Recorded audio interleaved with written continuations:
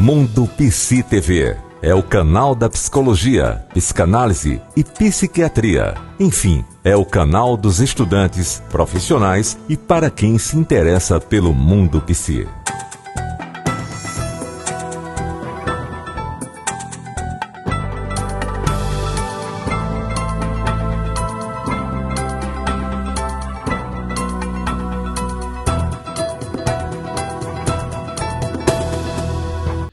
Seja muito bem-vindo ao programa Bate-Papo com os Psis. Olá, hoje o Bate-Papo com os Psis está trazendo o psicanalista Orlando Melo e vamos conversar um pouquinho sobre a psicoterapia de base psicanalítica.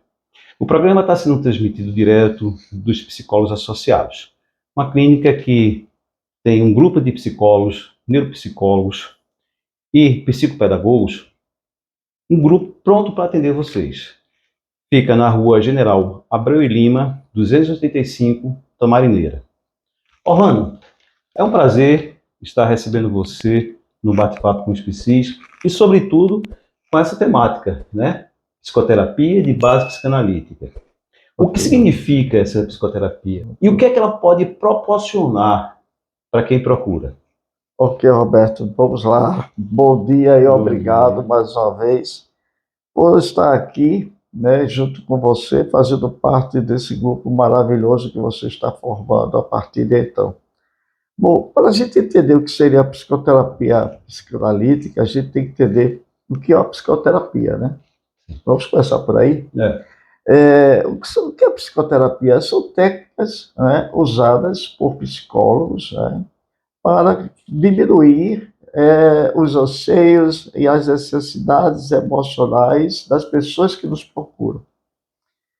Na psicanálise, a gente não utiliza uma técnica específica que não seja através da associação livre das palavras. Então, o que é que a gente pode trabalhar dentro da psicanálise? O cliente chega no nosso consultório e começa, então, a trabalhar a sua fala com o psicanalista, usando a sua escuta como principal ferramenta. Então, quando a pessoa chega no nosso consultório, ela começa a trabalhar as suas emoções, os seus traumas, as suas angústias, as suas depressões, e vai nos falando constantemente de tudo que está lhe afetando. Roberto, é interessante quando chega o primeiro momento, sabe? A pessoa chega lá, digamos, pode sentar ou pode deitar no nosso divã e começa a relatar tudo que vê de sofrimento do seu dia a dia.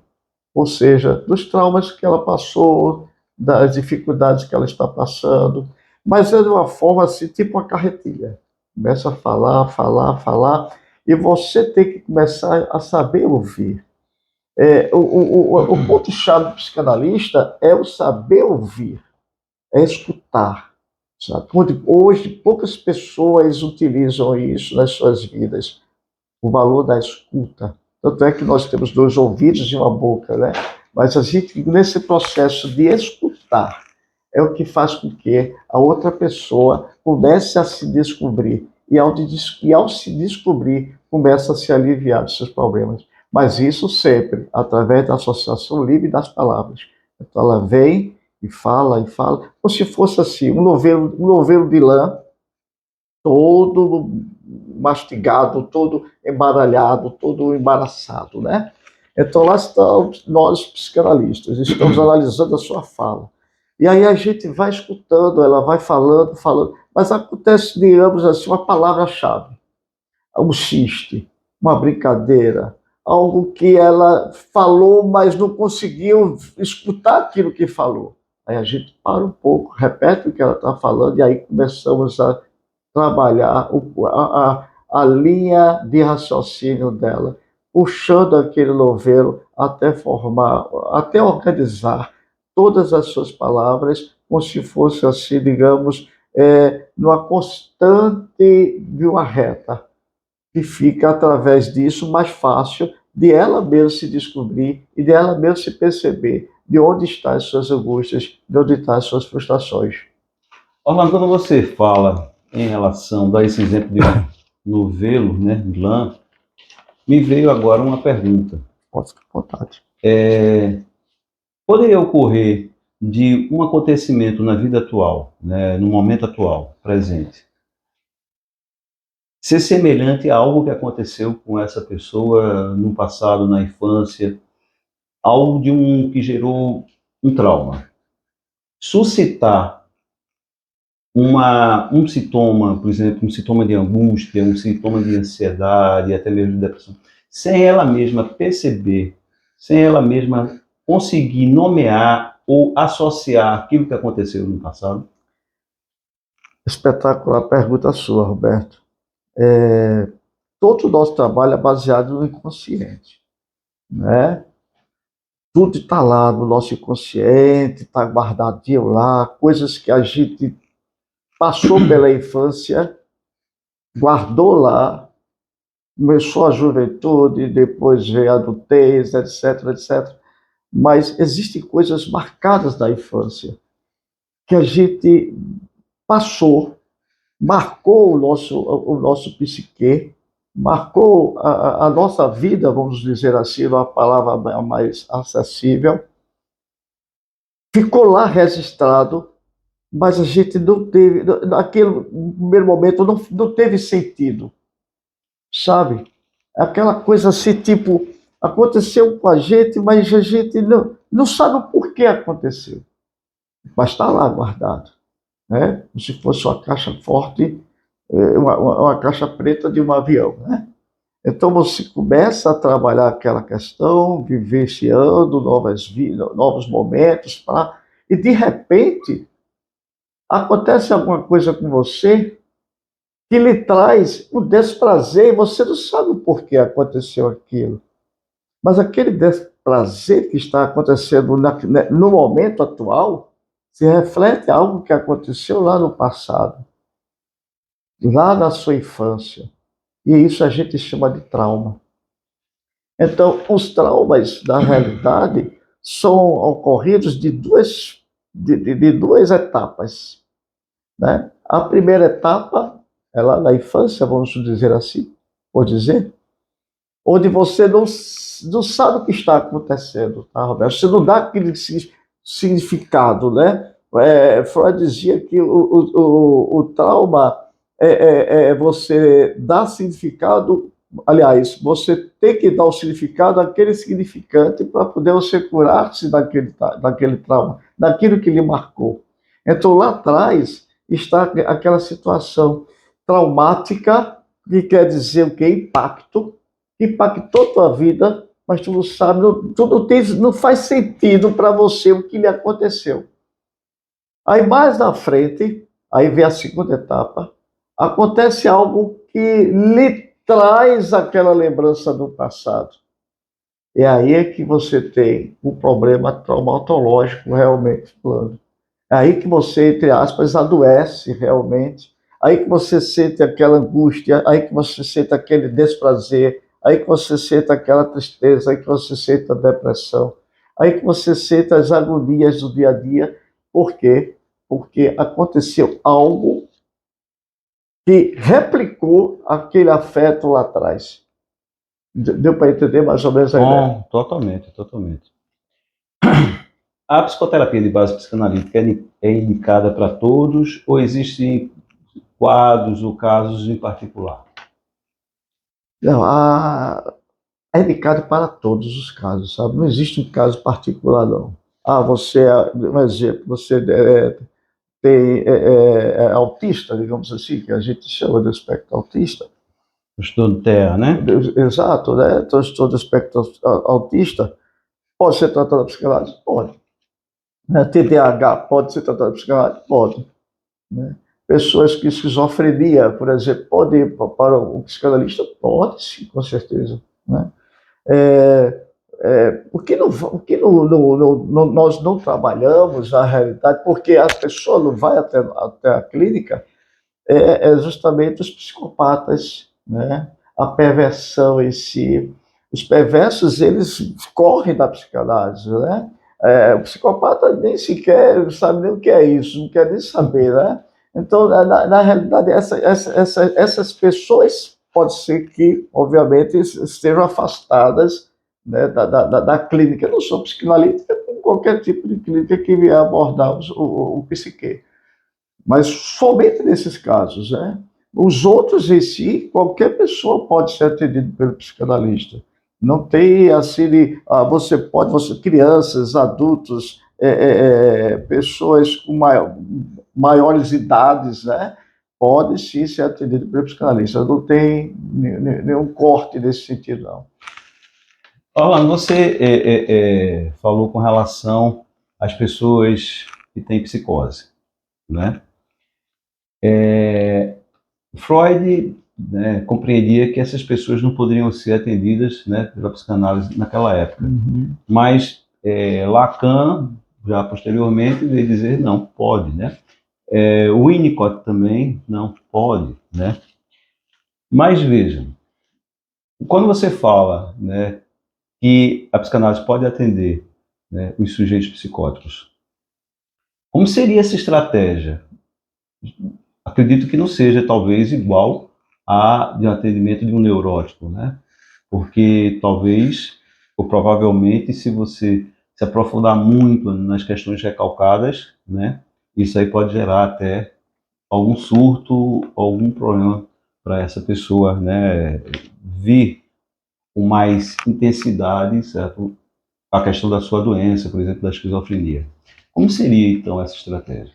Roberto, a estratégia ela se reduz ao seguinte: primeiramente, deixar ele falar, deixar ele dizer o porquê ele veio até a clínica, sabe? Porque intervir na situação, dar conselhos ou alguma coisa que o haja, de hipótese alguma. Mas deixar ele ser ele mesmo, abraçá-lo, acolhê-lo. Então, na questão que você fala de psicóticas, a clínica psicanalítica, ela não julga, sabe? Ela não determina se você vai ser assim ou vai ser assado. Ela acolhe. Então, a única coisa que o psicanalista, nesse momento, pode fazer é acolher, Então, abraçá-lo. Seria mais uma questão de suporte, né? Dar um suporte Dar um para esse suporte, sujeito. sabe? Mas intervir não tem condições. As pessoas não mudam se não quiserem, sabe? E a gente, em qualquer área da psicanálise, da psicologia, a gente não vai fazer a pessoa mudar se ela não quiser mudar. E será que o psicótico vai querer mudar? Né? O neurótico, com certeza, né? Mas o psicopata, ele vai procurar uma clínica? Não vai, né? Com certeza. Pelo que você está me falando, né, e o público está observando, né, existe então, né, toda uma estratégia, existe então um método investigativo, né? A psicanálise se utiliza então de um método investigativo. Sim. Né? Como seria então esse método investigativo? Olha, esse método investigativo seria através de quê, né? Primeiro da linguagem, né? A linguagem é importante que ele coloque para fora, através da fala, algo que está lhe incomodando. Então, a gente começa a investigar as situações ali. Depois, como eu disse, atos falhos. Depois, através do quê? Dos xistes, dos lapsos de memória, sabe? Tudo isso faz com que o psicanalista venha investigando o que está lhe trazendo aquele desafeto, aquela angústia, aqueles traumas. Como mesmo você falou, né, com relação à atenção, né, uma atenção, pode dizer, uma atenção, como falava Freud, flutuante, né? Atenção flutuante que vem através da sua escuta. Não é? Exatamente. Orlando, por que ocorrem traumas, situações, né, traumáticas na infância? Essas situações são esquecidas, porém, fica em estado de latência, mas fica produzindo alguma coisa, né? Fica produzindo algum tipo de adoecimento que a gente vai chamar de sintomas, né? Uhum. Como é que é isso? O que é que... Roberto, é interessante você frisar essa questão, né? É como eu te disse, o trauma, ele acontece de duas formas, de duas etapas. Então, na primeira etapa, você não sabe, não tem significado para você aquilo que lhe aconteceu. Mas lhe feriu na sua alma, não foi do seu corpo em si. Ele feriu no seu íntimo. Gerou uma cicatriz. Gerou a cicatriz interna que você não vê, que eu não estou vendo, se ele não apresentar isso através de sintomas. Mais à frente, e a gente vai analisar o que seria isso. Mas, nessa sequência, existe esse período de latência depois desse trauma inicial, dessa primeira etapa traumática, desse corte, desse batido, desse impacto. Você sentiu um impacto dentro de você, você não sabe o que foi, por quê. Eu posso citar um exemplo. Por exemplo, o estupro. Né? Gerou um trauma numa criança de 5 anos. Mas ela não sabe o que é aquilo. Naquele momento, ela não sabe que está sendo violentada. Não sabe que está sendo violada nas suas nas suas entranhas, vamos dizer assim. E passa. Mas aquilo para ela não tem sentido naquele momento. Mas depois passa aquele período de latência, onde foi recalcada aquela situação. Foi colocada lá em seu inconsciente para que ela não se lembre e que ela não sofra tanto assim. Então o cérebro faz com que aquilo seja adormecido, vamos dizer assim. E fica lá, um período de latência, que você não está mais sentindo aquela dor emocional. Mas aí, com o passar dos anos, vem a segunda etapa do processo, onde acontece algo que você lembra aquilo que aconteceu lá atrás. Isso no sentido que aquilo que estava lá atrás voltou a se abrir. Aquela ferida lá atrás, ela voltou a doer.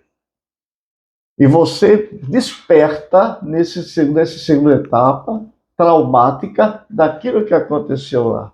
Mas o que lhe aconteceu ficou registrado no teu inconsciente de uma forma dolorida, mas sem significado. Depois é que vem alguma coisa que a gente pode dizer que fosse, assim, digamos, uma releitura daquilo que aconteceu de uma forma traumática realmente. Aí você começa a dar significado àquilo que lhe afetou lá atrás. Eu tenho clientes, por exemplo, que hoje aquela dor, desculpa, lá atrás, é tão forte que ela começa a se cortar. Começa a cortar os pulsos, as coxas, os seios. Mas ela descobriu isso depois, quando acontece, digamos, uma coisa, digamos, parecida com o que aconteceu lá atrás. Aí ela vem e desperta. Puxa vida, eu tive essa sensação que está acontecendo agora, lá no começo da minha vida. Sabe? Quando ela, digamos, pode ter sido olhado por um homem de uma forma estranha, pode ter tocado de uma forma estranha, e ela sente aquele impacto, sente aquele trauma de novo chegando. Aí a ferida se abre. E aí é que vem os processos terapêuticos para amenizar aquele sofrimento. Faz sentido isso? Faz. Então quer dizer que o psicanalista, grosso modo, a gente poderia dizer que o psicanalista seria um decifrador de mensagens do inconsciente. Posso dizer. Eu diria ainda mais. O psicanalista é um canal, é como se fosse um tubo de esgoto, onde você coloca ali tudo aquilo que você não quer para si. Sabe? É como se fosse um vaso sanitário das suas emoções, dos dejetos produzidos pelos seus emocionais, pelas suas frustrações, pelas suas angústias, pelas suas decepções. Orlando, a angústia sem ter um motivo aparente, né? Uma razão lógica, né? Isso pode sinalizar para um perigo da ordem interna, um perigo, certo? Algo que esteja assim, sendo revelado inconscientemente, ou que foi vivido inconscientemente por essa pessoa, e está sinalizando, certo? Com uma angústia, sem que essa pessoa tenha compreensão, ou seja, o afeto estaria ali sendo representado por essa angústia, tá? e ela se acordar, muitas vezes, com esse afeto, com essa sensação, com esse sentimento de angústia, e não saber nomear. Isso faz sentido para a psicanálise? Sim, muito, né? A angústia, na realidade, pode ser colocada como sintoma, né? Um sintoma de algum trauma que você teve lá do seu passado. Mas a gente tem que delinear o seguinte: existe a angústia, ansiedade e depressão, né? A ansiedade seria o excesso de futuro. A depressão é o excesso do passado. E a angústia é o excesso do presente. É quando você está vivendo um momento em que você não consegue raciocinar em cima daquilo que está sendo vivenciado. Você é como se fosse aquela questão assim de uma dor, pode-se dizer assim, dentro do seu emocional, né? Que faz com que você solte no cérebro demasiados hormônios, que faz com que você acelere aquele momento presente, que queira acelerar aquele momento presente, que você queira passar rapidamente por aquilo que você está sentindo. Faz sentido para ti? Faz, com certeza. Qual a noção de cura para a psicanálise, né? E como se daria esse processo até chegar a essa cura? Ah, que pergunta maravilhosa. Olha, na realidade, a cura na psicanálise é quando você fala de alguma coisa que te afetou de modo que não te afeta mais, que não dói mais no teu inconsciente. É como Freud dizia, você tem que repetir, repetir, repetir, repetir, até através da sua fala, através da associação livre, de tudo aquilo que passou e que te deixou machucado no seu emocional, até aquilo não te incomodar mais. Falar naturalmente, sem sentir dor, aí vem a cura. É quando aquilo que está no inconsciente se torna consciente de forma que não lhe dói mais. Que aquela dor que você sente, ela pode estar localizada lá atrás, mas não está mais aberta como se fosse uma ferida. Sim. Não é a mesma cura da biologia, né, da medicina, né? Não. É bem diferente, porque você não pode extirpar de você, né, uma vivência que foi sua, né? Não Mas dá, você pode sim reelaborar, dar um novo sentido, dá um né? novo sentido àquilo que lhe aconteceu, aquela dor que você sentiu, sabe? Roberto, não existe um remédio específico para a cura emocional, a cura do teu psique.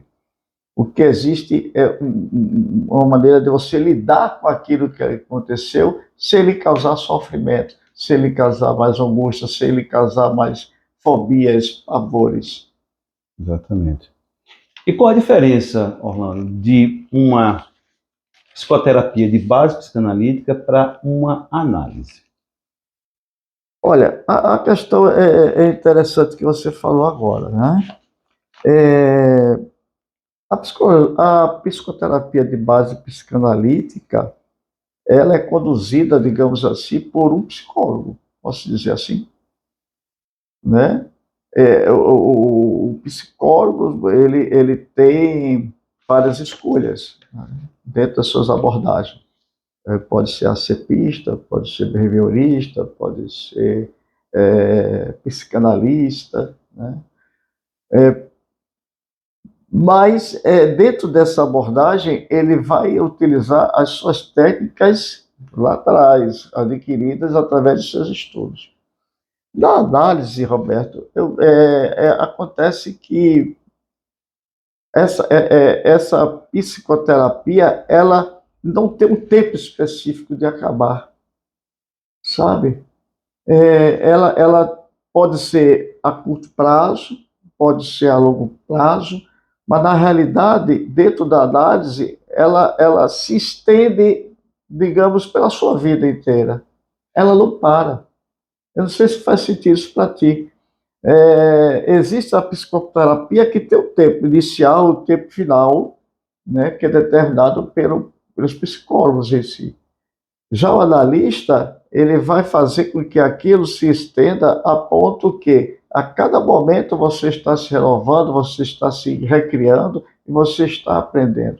Então, a análise é como se você fizesse o conhecimento de si mesmo, é o voltar para si, é o se entender. E, na medida que você vai se entendendo, você vai começando a trabalhar o rompimento, digamos assim, com o seu analista. Isso exige tempo, né?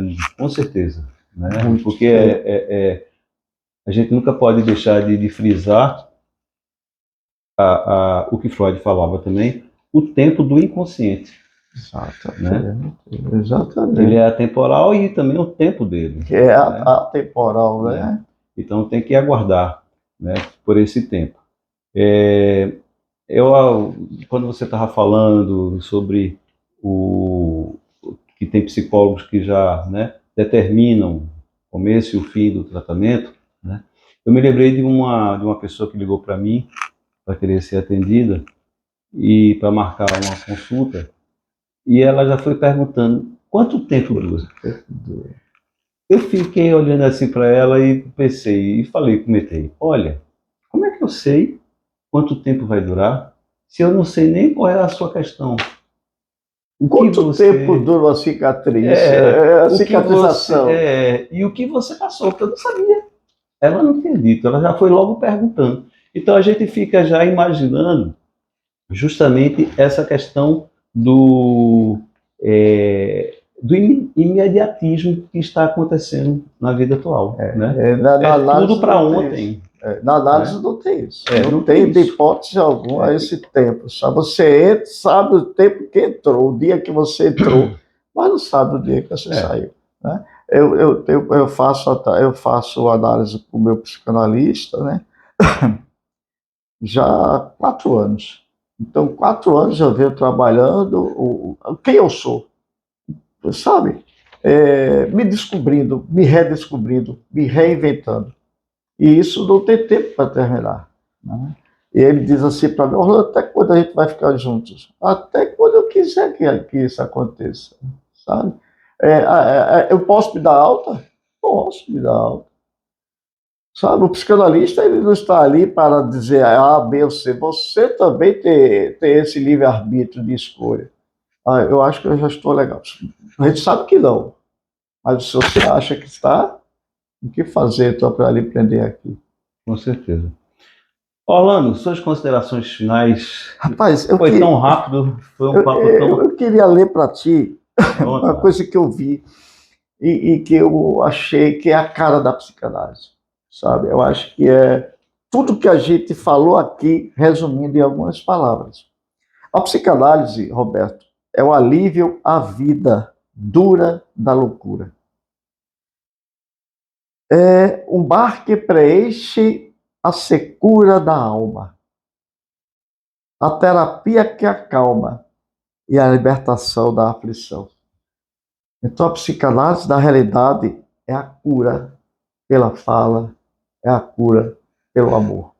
Eu quero agradecer esse momento de estar aqui contigo e que possamos, a cada dia, refletirmos sobre quem somos e o que poderíamos fazer para convivermos com nossa dor. Obrigado, Roberto. Só temos a agradecer e momento filosófico, né? No final, momento filosófico. É isso aí, bate-papo com os PCs, esse papo gostoso, extremamente rico, né?